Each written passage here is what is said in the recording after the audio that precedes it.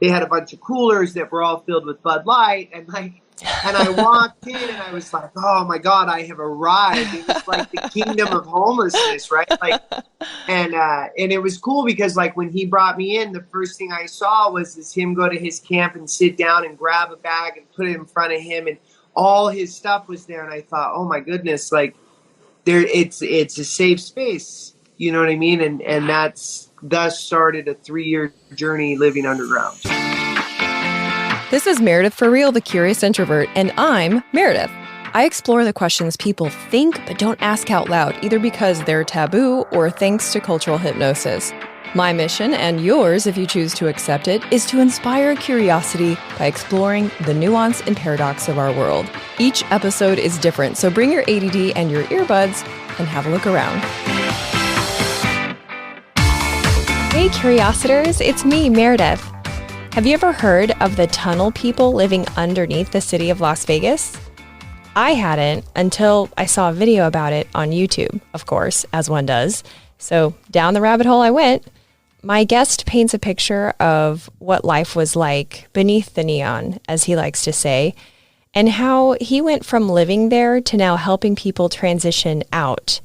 104 people alone from January to April. Isn't that incredible? Towards the end of our chat, he shares the creative ways his program operates, including how they bypass wait lists. It's an amazing story with some really fresh solutions to an age-old problem. I know you're going to enjoy it. And thank you, if you're a returning Curiositor. Thank you for pressing play once again and making me a part of your week. And if you're new here, welcome. Every Monday is a totally new 30-minute conversation with a paradoxical person or topic. My hope is to disrupt the algorithm with curiosity and varied perspective. There's no specific order to listen to episodes. And at the end of each episode, I offer a next episode suggestion of, if you liked that, you might like this sort of thing. So have a look around and hit play on whatever grabs your attention. All right, enjoy the show. Las Vegas. Under the bright lights of 15,000 miles of neon tubing lies 600 miles of dark tunnels. They're flood drains, but they're also home to over 1,000 people. My next guest was one of those people. Growing up, his mother was a struggling addict and prostitute. They moved every 6 months until he was 8, when it was arranged for him to live with different families every year. Emancipated at 17, heroin addict by 18, and by age 24, he had burned enough bridges, couch surfing, and staying with friends that he was on the streets. Today, he's going to share what it was like living in the underground city of storm drains, how he got out, and how he co-founded an organization to help others do the same. Social change agent, sober soldier, doesn't gamble with his chips, Paul Vautrinot. Thanks for coming to the show. Thank you for having me. You said that despite, kind of the chaotic sounding childhood, that you actually remember your childhood as super happy. And I think you said you were in theater and, had good grades. It's such a strange reminder of what we don't know behind the scenes of what's going on with people's lives. Yeah, I think inherently I've always just wanted to enjoy the space that I was in. And theater was a really good mechanism for that. Like, the escape that was kind of built into theater. And I excelled quite quickly in that arena, and I was able to start landing roles very early on in my life. And it was really just a great distraction, and it provides a social life. And I actually even went to a performing arts high school where they didn't have sports. So like the theater majors were like the football team. And so like now it kind of created that social system for me to kind of thrive in spite of what was happening at home. So take us to the day that you moved into the tunnels. I understand that you have to be invited. Yeah, I mean, for the most part. So there's 600 miles of flood drains in Vegas. The ones that are populated are not ones that you get to freely walk into. So I'm living on the south end of town. I was homeless at this point for probably about 9 months. And I think we all understand what that looks like. So every morning I wake up, I grab every bag of everything that I own and I carry it around with me all around town until I find the place that I'm going to stop moving at the end of the night, and I go to bed. And the elements in Vegas, though they're like, it doesn't rain a lot, but like when it rains, it rains.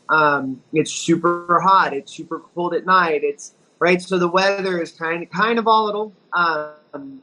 And living it, homeless above ground is just, it's highly inconvenient, which is kind of, I guess, a joke, but I think homelessness is inconvenient, but regardless. So, right. One day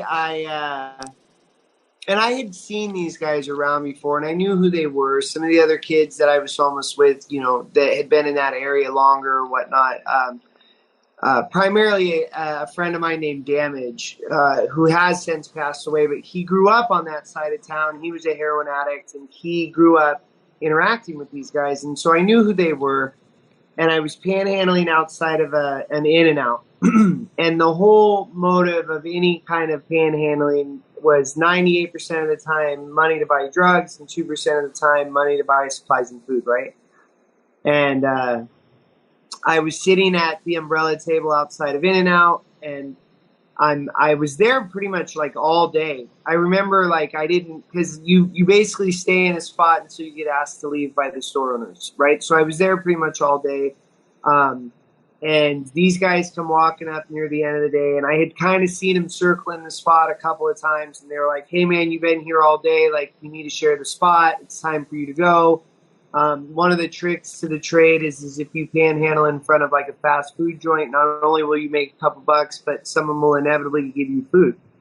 So now money doesn't have to be spent on food, right? So, and I didn't have enough money at the time in my mind to be satisfied with the day. And so I had told them, I was like, well, hey man, I need a couple more bucks and then I'll leave.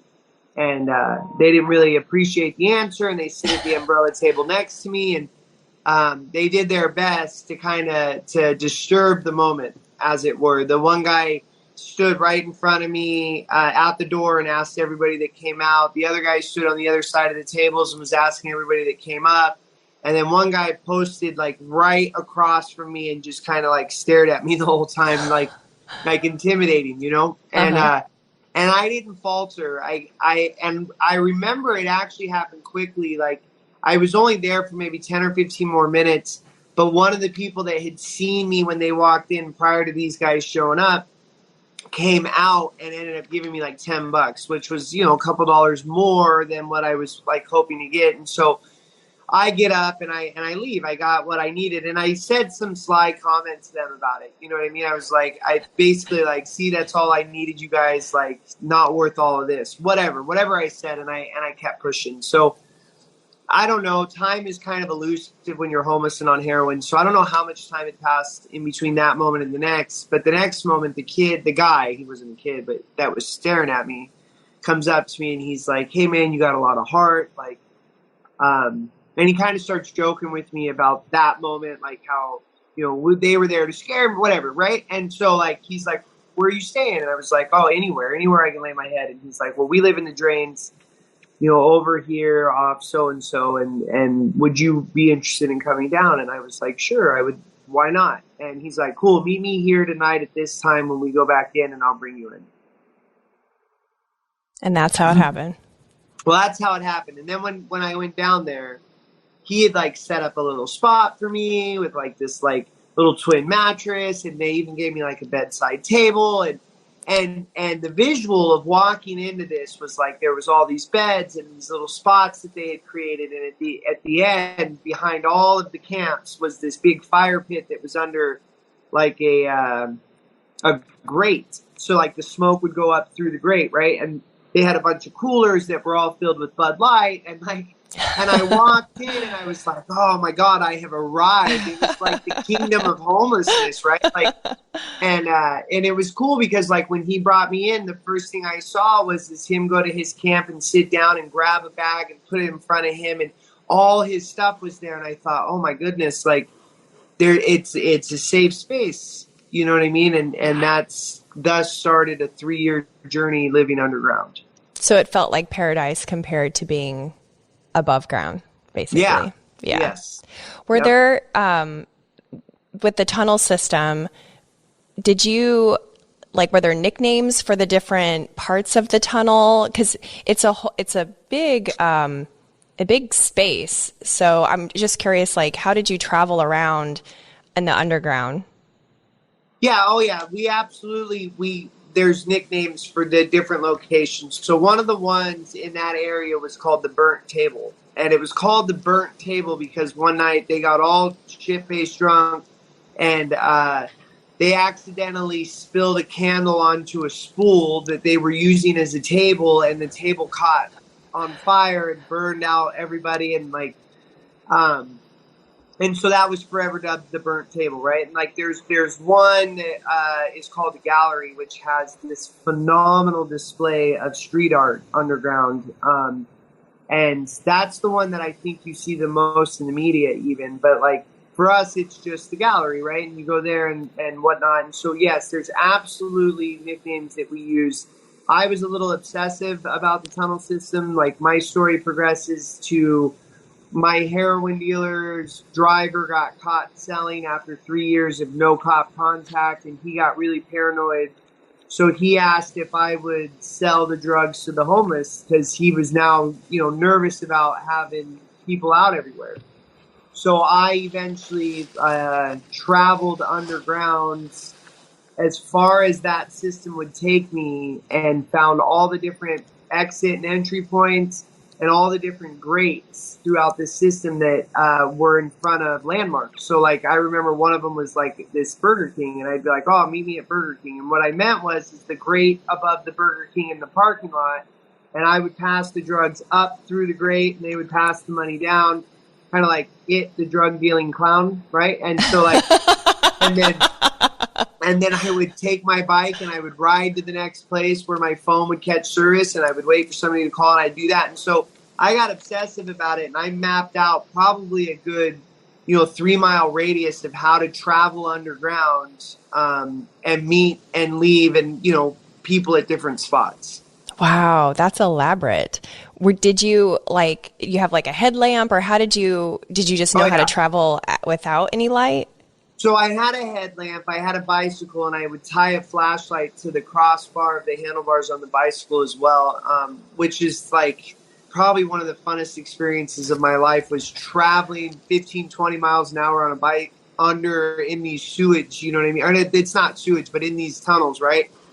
But I did get to a point where like I would start to concoct this escape route from my camp to a certain exit. And the reason there was, again, straight paranoia. If the cops ever came down, if anybody ever came, whatever, I would be able to escape, but without a light. So, and I memorized this trail that I would do. And I spent many, many, many nights in the pitch black running into walls as I was trying to figure out how to do this without a light. And, eventually I mastered it, though. Eventually I could travel at certain points underground without a light. Wow. And what was the social structure like? Is there like an unofficial, person in charge? Is it, are there little committees? I mean, maybe that's a stupid sounding question, but this is so foreign to anything that I've ever experienced, and I imagine to most listeners too. So forgive me if that's a ridiculous question. No, there's definitely a hierarchy in most of them. So like there's really two sets of structure, right? One would be completely unstructured. There is nobody in charge, and those you can tell right out the gate. You come in and they're messy, and there's no order, right? Like, and you can see it. And the camps are usually spaced very far apart, and it's really just a landing spot. They found the tunnel, they landed there. They fly solo. They don't work with anybody underground. Like, they are just homeless in that spot, and that's it. And then the other structure is that there's groupings of people, and all of their camps are, relatively close, like far enough away to have some privacy, but not spaced out too far. They're all within talking, if not yelling distance of each other. And in those cases, there is a sense of hierarchy. I couldn't tell you how it's established. Like, For some, it's who's been there longest. For some, it's who has the best hustle. For some, it's who's, the better fighter, right? Like, it's really just a matter of, like, whoever takes control. But that being said, they're more of a spokesperson or an elected official, as it were, because it is very much like, what do we all want, right? Like, and so, like, let's say there's 10 of us down there and one of us is creating a lot of problems and the other 9 of us agree this dude's got to go.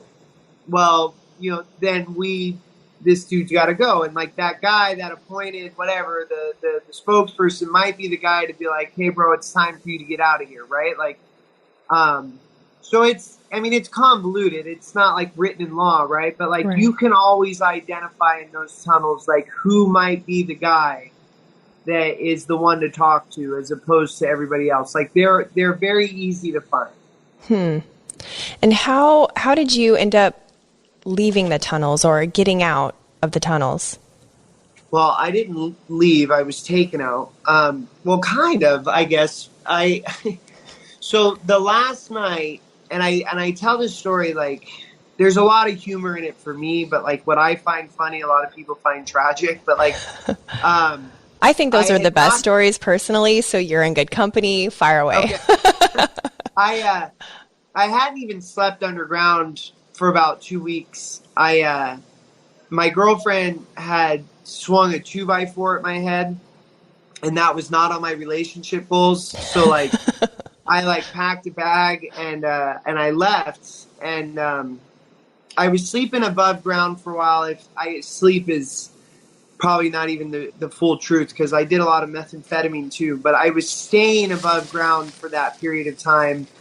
And, kind of trying to figure out, what am I going to do? Like, I've been in that spot for 3 years now. Like, I had brought her into it about 1.5 years into it, but like, it's just not worth it anymore. And, I start to kind of develop this idea. I had seen this tunnel on the other side of the town that she had never seen before, because it was before I ever found the tunnels. I would go over there and I remember seeing it.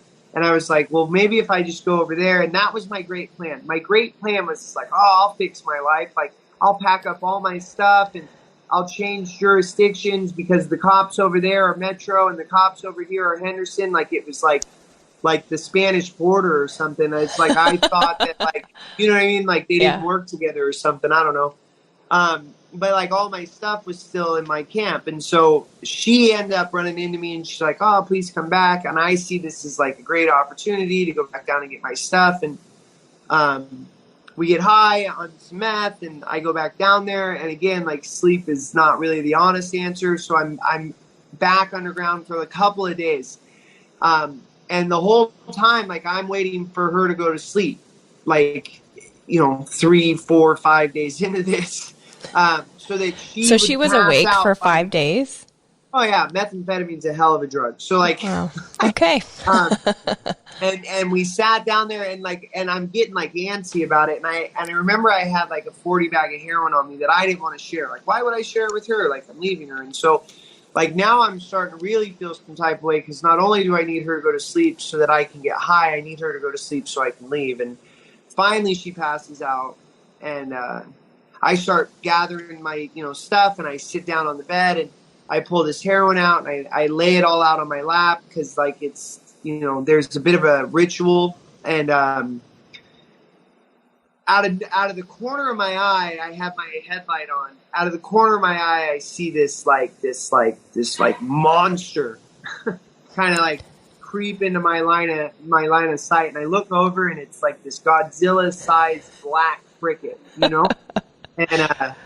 And I start to have a conversation with the cricket, because why wouldn't I? And naturally, I really don't remember, naturally. Yeah, and I really don't remember what was said or his side of the argument, but I do remember that he kept getting closer, right? And finally he was like at my feet, and there's like that stare down moment, and I was like, don't you do it. And he didn't listen, and he jumps right up at my face, and like, I flail back and I lose some of the heroin on my lap and on the bed, and instant resentment. And I gather all this stuff, and I think, the cricket's got to die. And so I start to try to find this cricket, and I spent hours. Like, I I always tell people it had to be at least 2 hours that I was looking for this cricket, and it's pitch black. I've got a single beam flashlight. The cricket's black, and it's taunting me with its little cricket noises, right? Like, and everything underground echoes. So like, there's no real way of knowing where the sound is coming from. And eventually I burn out on that. And like, I'm like, okay, I gotta go. And so I go back, I pull the heroin out again. And this is such a great, like, way of explaining addiction, right? Like, I needed to leave. I wanted to leave. Like, but like, I had to get high before I could do anything else. And I pull the heroin out again, and right as I pull it out, I see two bright flashlights at the end of the tunnel. And I know that they're the police because they have the best flashlights in town, and none of them are that bright. And I was super jealous of that thing. And so I hide the heroin again, and I lay down and act like I'm sleeping, and they come up, and they do their thing, and what's your name, what's your social, do you have any warrants? And I said, my name, my social, and I told them no, and I did. I had warrants. In Henderson, I thought. So I tell them, no, whatever. And they're like, how long will it take you to be out of here? And I said, 2 minutes. Like, remember, I had already kind of gathered my bags and whatnot. And so they're like, okay, well, we'll be at the end of the tunnel. We'll be waiting for you. So they go walking out the short end of the tunnel, and I grab the bags that I had, and I go running out the other side of the tunnel, and I'm like, my moment has finally arrived. So I kick off the light in my flashlight, and I start running down the tunnel pitch black. And all I could hear in the background was her voice, like, where are you going, you motherfucker? Like I just started running, you know what I mean? Like, and again, here's my disease. So like this route that I had planned out was like a mile and a half to the first entrance, exit, right? Opening. And there's two tunnels that go in two completely opposite directions that are miles away from where I'm at. And the police are not going to be able to find me if I keep going. But the whole time I'm running, my brain's like, you got to get high, you got to get high, you got to get high. And like, so I hit that opening, and I decide, in spite of self-preservation, to climb out of the tunnel, go into the Lowe's, and get high.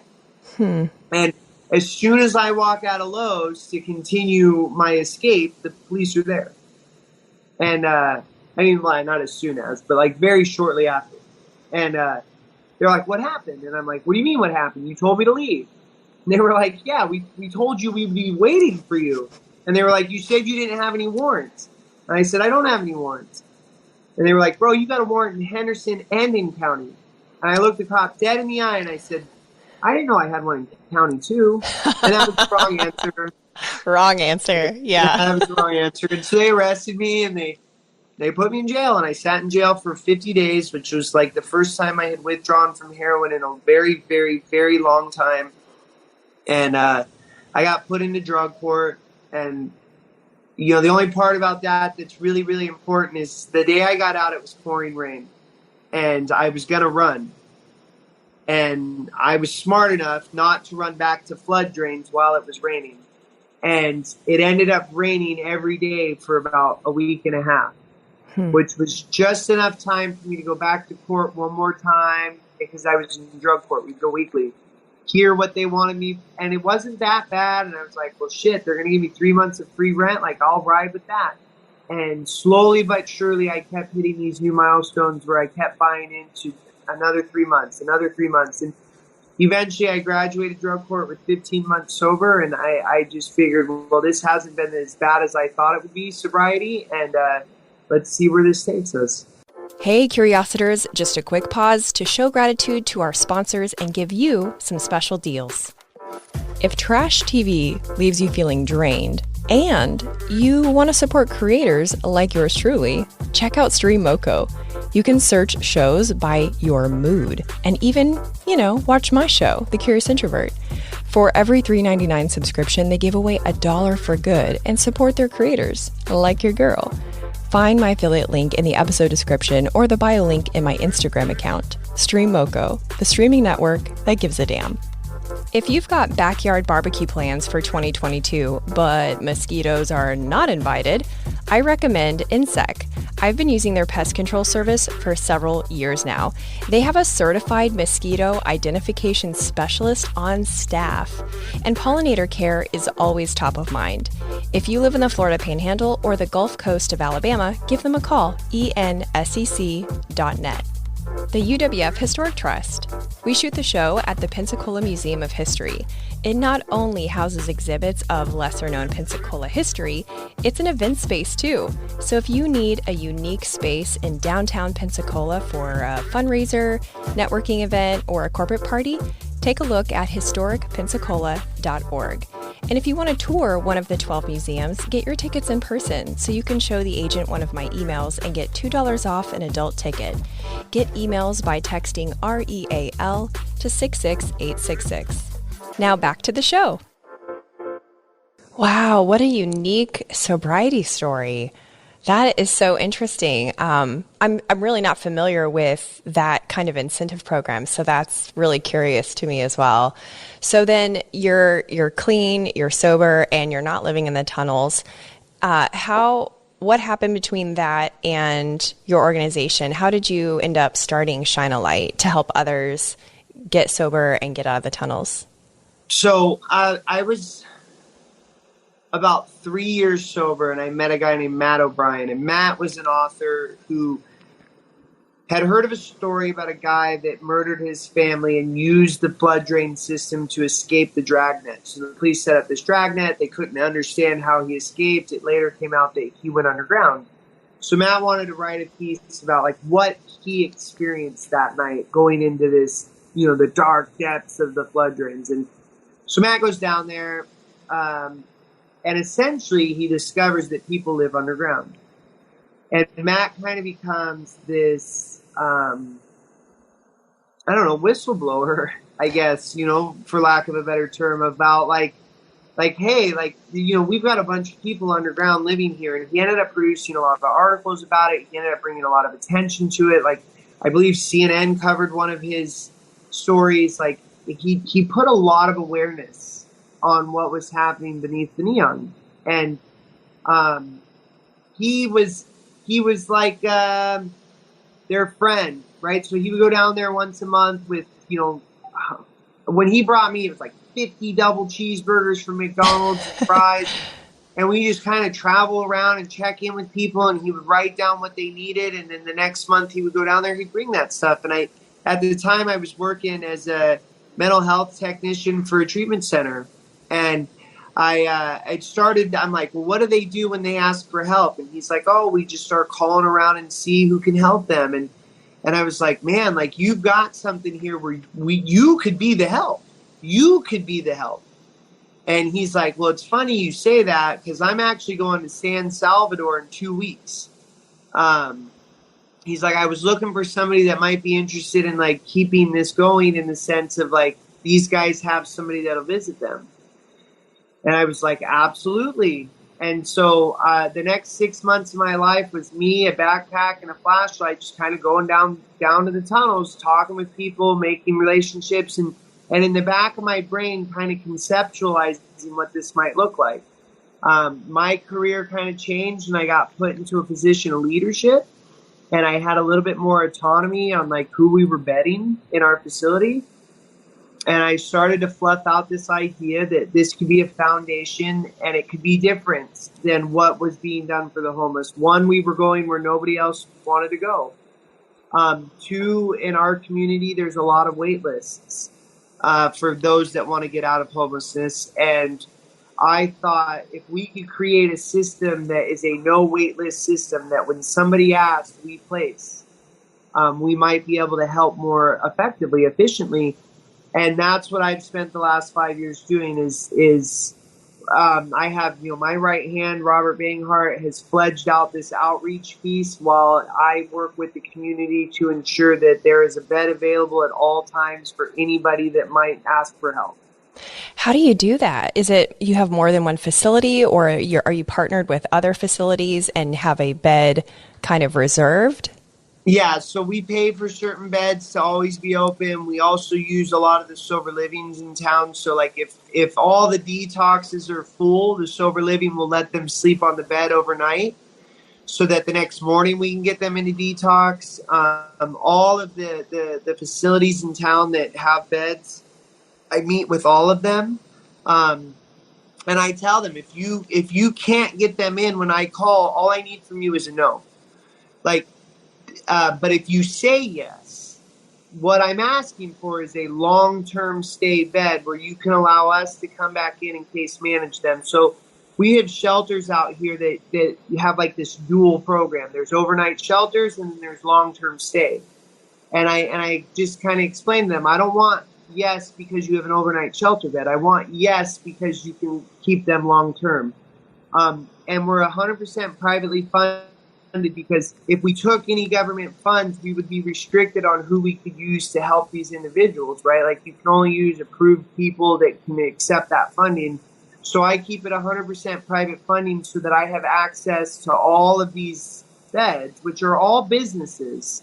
And we're not restricted in the sense of where we can place somebody to help that somebody. So are there requirements to start your program? Because a lot of these, you have to be clean before you are allowed in. So there is, yeah, I mean, if you're addicted to drugs, we're going to ask if you're ready to go to detox. There are programs out here that are called harm reduction.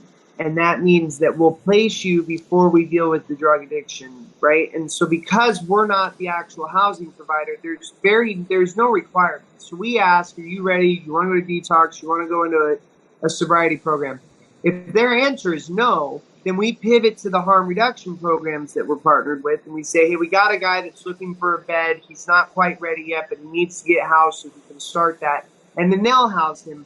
And really what we've done is we've created and widened the safety net that we're able to communicate with all of them. In a usually siloed business, because everybody has beds to fill, we're simply a referral source. So everybody's willing to play good in the sandbox with us because we're not actually competing against anybody. We're just trying to help you fill your beds. That is brilliant. A lot of people don't realize that the nonprofits, especially in the realm of, transitioning folks out of homelessness, that there is this weird competition, and it's a fascinating space.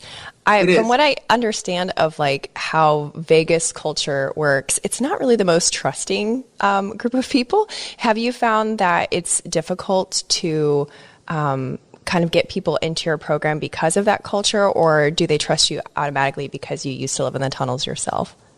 I get a lot of trust, and it's not Paul. Let's like rework the way that gets said. Like, the 50 plus volunteers that go out every week are all, I would say 90% of them have a history with homelessness, drug addiction. There's some shared element to that story.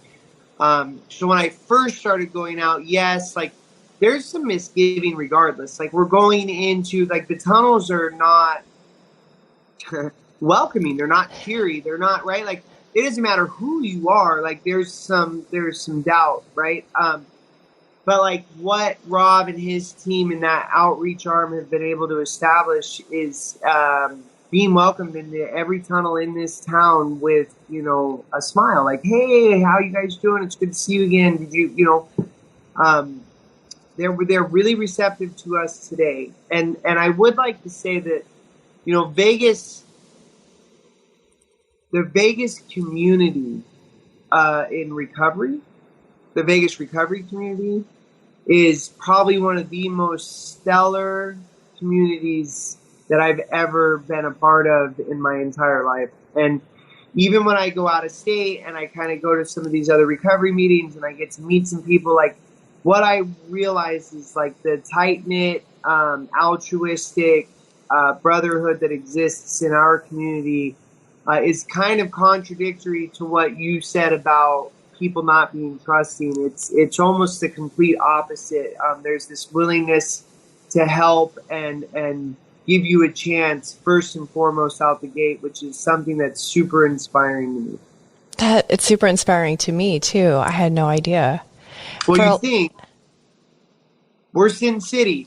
The only way anybody's going to get sober or clean in this city is if the energy in our recovery community can match the energy over here. That's a very good point. I also didn't think of that. You're right. Yeah. For a lot of communities, ending homelessness or at least reducing it, it just feels very whack-a-mole-ish, that game from, what is that, Chuck E. Cheese or whatever, Right. where, the things keep popping up no matter how many you actually hit. It can feel like, what's the point sometimes?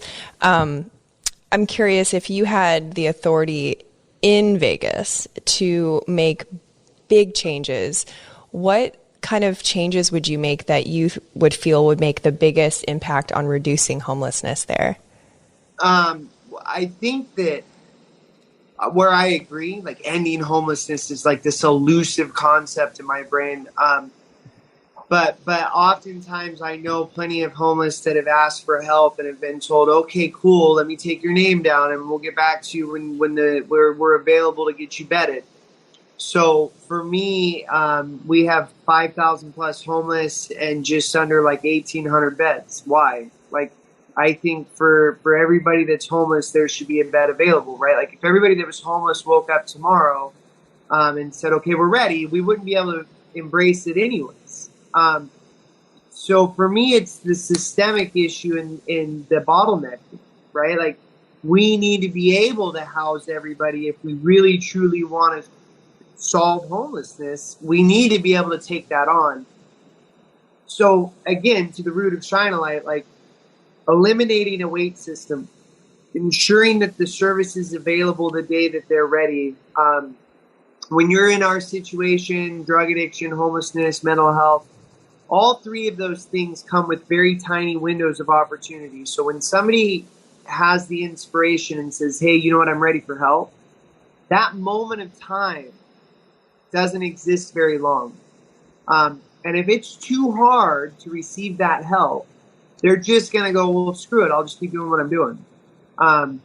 So I believe that the best way to reduce homelessness is to provide more of a foundation when it comes to being able to actually provide these services.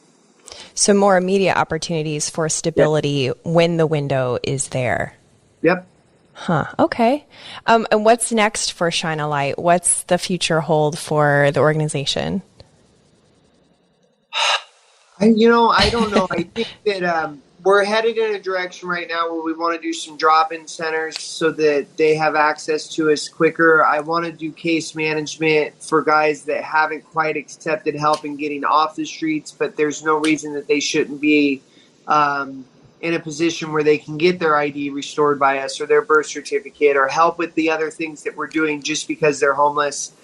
And hopefully eventually the goal is that it is a standalone foundation with paid employees, because up into this point, it's 100% volunteer with 99% of our money goes to client services and the other 1% pays for these small administrative fees. But we're growing at a rate where we're starting to realize that we need to actually have some full-time guys on. And being that we're privately funded makes that a challenge, because like I could write for a grant from the government and get it covered like that, but then all of a sudden my hands are tied. So we're in this really unique space where we're going to have to kind of double down on that so we can continue to grow. Last year we pulled 81 people out of the tunnels. This year so far we're at 104. Oh my gosh, that's amazing. Of those 104, I have 32 of them are still in programs being case managed. Of those 32, I have half of them we're paying rent for. And that could be treatment rent, that could be sober living rent, and 2 of them is actually, they just got into independent living. So we told them we'd cover the first 90 days while they were able to save some money. Wow. So us all being on this volunteer status is something that we're managing well, but we're growing beyond that. Right. And so that's a perfect transition for me to ask how people can donate and how they can stay in touch with what you're doing. So donations, if you go to our Facebook page at Shine a Light LV, there's a couple links. The contact us link leads you there.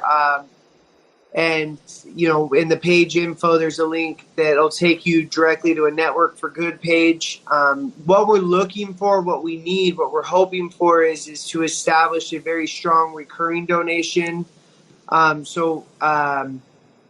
If everybody just, commits to donating $15 a month, you could put us in a position where we might be able to kind of look past having to cover those rents, because there is a committed recurring donation that would help us pay with rent, and we can maybe direct our attention elsewhere to see if we can find some funding to hire a case manager. www.shinealightlv.com. It's a brand new website that we've just spent a lot of time, building, that was also, done out of donation. And the guy that designed it for us actually made $1,000 donation to us, and then designed. So right. So please go check that out. It's new space for us to have a website and to be working, kind of in this level that is a little bit more professional than a group of drunks might be used to working in. But just all the support, the likes, Instagram, follow us and spread the message. The more people that know what it is that we're trying to do and how we're kind of swimming against the stream to change the way we address people when they ask for help, the more ability we'll have to actually be able to tackle it. Awesome. Thank you so much for coming on the show. This was incredible. Thank you for having me. Thanks for listening. If you've loved a couple episodes of the show, leave a rating and review on Apple Podcasts or the Good Pods app. Just share where you're listening from and why you liked a certain episode. And if you liked this episode, you'll also like the one I did with a Fort Walton Beach, Florida man who shares his story as a meth addict, porn and celebrity photographer. Episode 46. Stay tuned next week when I talk with the dad of the internet, Rob Kinney. Talk to you then.